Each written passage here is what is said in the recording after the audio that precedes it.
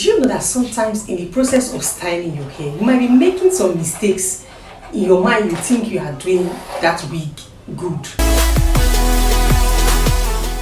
Hi everyone, welcome back to my channel. If you are new, you're welcome, and to my old and returning subscribers, you guys has been amazing. So in today's video, I'll be talking about 5 styling wig mistakes that you make in the process of styling your wig. So without wasting much of your time, let's get right into the video. So the first on my list is over applying of a product. Yes, styling product.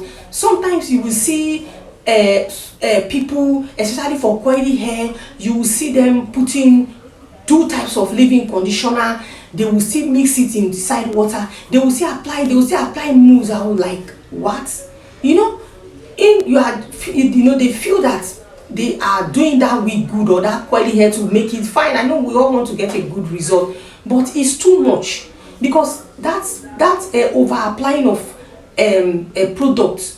Sometimes it makes the hair, you are overweighing the hair, you are over putting too much product, and in the process, before you know it will make that hair not to last long, and it will make the hair to start getting heavy, or shedding, or tangling, or getting so stiff, and in the long run the hair will not last. I have seen somebody that have applied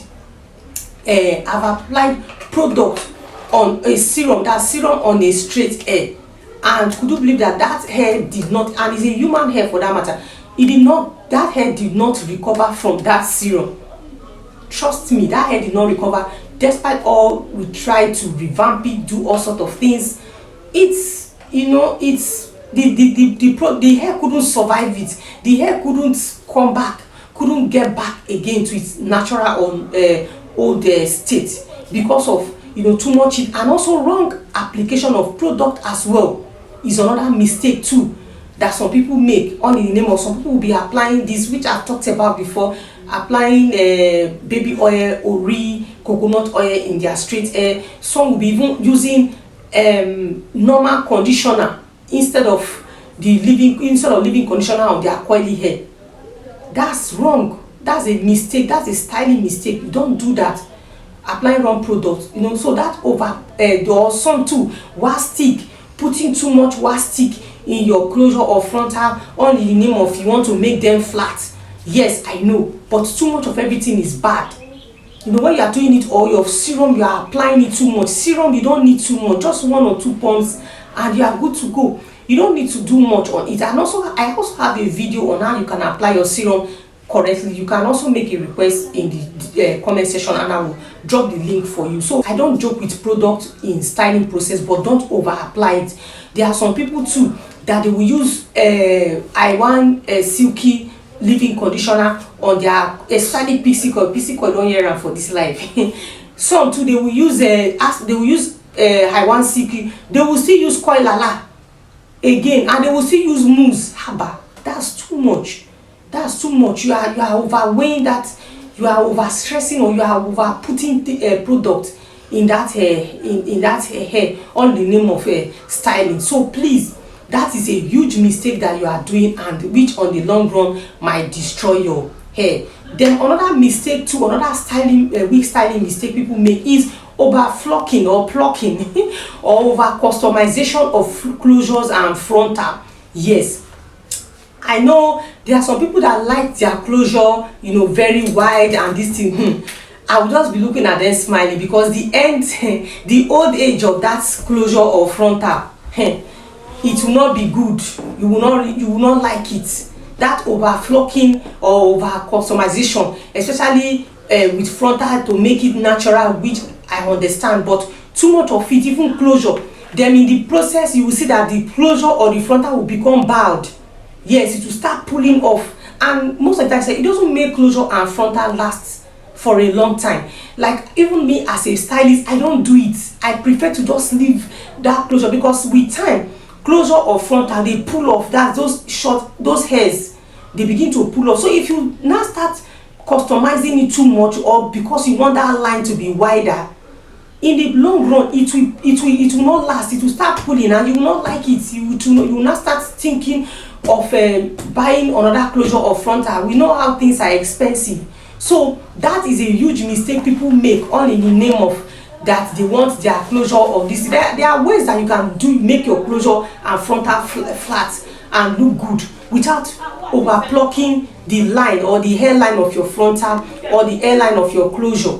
So that's a very big mistake that you should stop doing. So another mistake is overuse of heat. So the heat I'm talking about is the use of too much use of straightener, hot comb, blow dryer. Yes, those things, like they say, too much of everything is bad.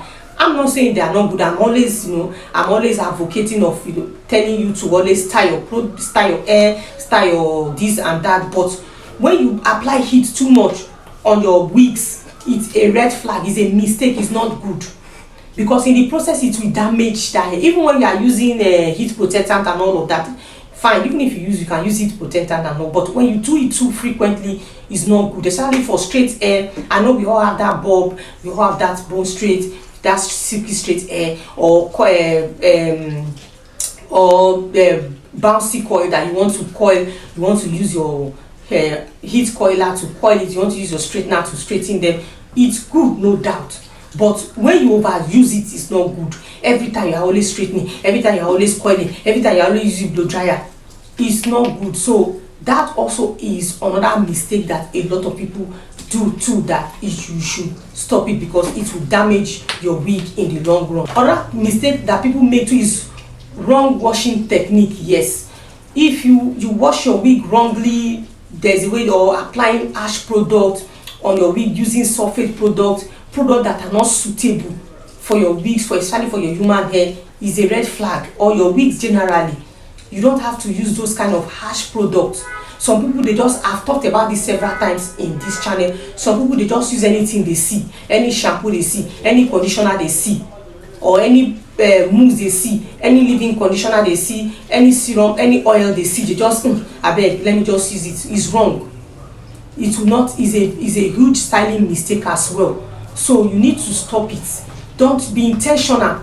Even before I became a stylist, I've always been this person that is always very intentional with the product I use on my wigs. So I'm also telling you that all those things matters. You will think that it doesn't matter, but it matters. Before you know it, the texture of that hair, the quality of that hair is something that you will not really like. You start complaining, oh, this vendor sold fake hair for me, the hair is not good, the quality of the hair. But you don't know that product too that you might be using for it you are using a wrong product, and which is also not good. And even that's why you have to be intentional when you are even taking your wigs to a stylist, to a wig stylist. Take your wigs to those stylists that you know they use good product, because if a stylist use wrong product for your wigs, it will turn out bad, and you will not be happy about it. So that's another mistake as well. So the last on my list too is aggressive brushing and improper brushing as well of your wigs. Yes, that is another wig styling mistake. A lot of people, like, if they are brushing their wigs here, you know, like, with all their power, might, body and soul, they will be brushing it like as if they are fighting. Yoruba will say she ogulaye ni. So are you fighting with somebody because you are brushing your wig? You know, in the process of you brushing it aggressively like that, it will be pulling, especially maybe your straight hair. Even, let me just say, generally, it doesn't matter the texture. If you are brushing your wig, you are using all your power and might to brush it, it will be pulling off. And in the process, that's a big mistake. That's a mistake too. That's a styling mistake. I'm not saying you should not brush. Instead, if you feel that maybe is tangling or something, use a detangling comb first. Try to detangle it before you use your brush. Actually, I'm talking about just that's any hair. Just use a detangling comb. Detangle it first before you start brushing. Because in that process of you even brushing it, the weft of that wig will start pulling off. No matter how the sewing, if you brush your wig too hard or aggressively, it will be pulling, even if it's machine or hand sew. If it's too much, if the brushing is too much, the wig will start to lose, and you will not start thinking of how to take it to your stylist again to re-wig you or adjust it or amend it for you. Then also improper brushing too. Let me address this as well. It's also a mistake. There are some people they will just do surface dressing. They will just brush their wig sharp. Is a mistake. It's wrong. Instead, if you are brushing your wig, turn it upside down. Start from the back. Start from the back of your wig. Brush it first before you now turn it and brush it, because if you are just only brushing the surface, the outer part, you find with them you just be brushing the outer part, you will think, oh, you are doing that wig good. Then with time it will start tangling. That's why some people keep complaining. You know, when you sweat, because we sweat a lot in our back, it makes the back of our wig tangle. So that's where tangling starts from. So no matter how good quality that hair is, if you don't brush the back properly before you to tangling, that's why some people start complaining. I don't know why the back of my wig is tangling. I don't know why the back of my wig is dangling, because you don't brush it properly. You only brush the surface. You don't pay attention to the back. It's even the back that you're supposed to turn it up, brush the back of your wig first before you will now brush the surface, the front part of it, so to avoid it. So that's also another mistake. A lot of people, should I say 80% of people, they ignore the back of their wig. So improper brushing also is another mistake a lot of people make in their wig styling process as well. So that's it. And let me also add this as well. Wrong styling too, or wrong storage too, is another styling mistake that people make. There are some people, after they wear their wigs, they just especially bob, they just carry it and put anywhere they like. No, when after styling your wig, you're supposed to place it on a mannequin. That's why every woman should have a mannequin, at least one or two, or this wig stand. Even if you don't want to buy the stand, that big stand one, if there's a one, which I also have videos on the type of big stand. In fact, there's nothing that I've not talked about in this my channel. So anyone, you will get it different. There are different type of wig stand that will be very convenient for you. So you can also request for me, and I will show you. I will send the link. I will drop the link in the comment section for you to check out that video. So you can get a wig stand, place it, because it helps. It matters too.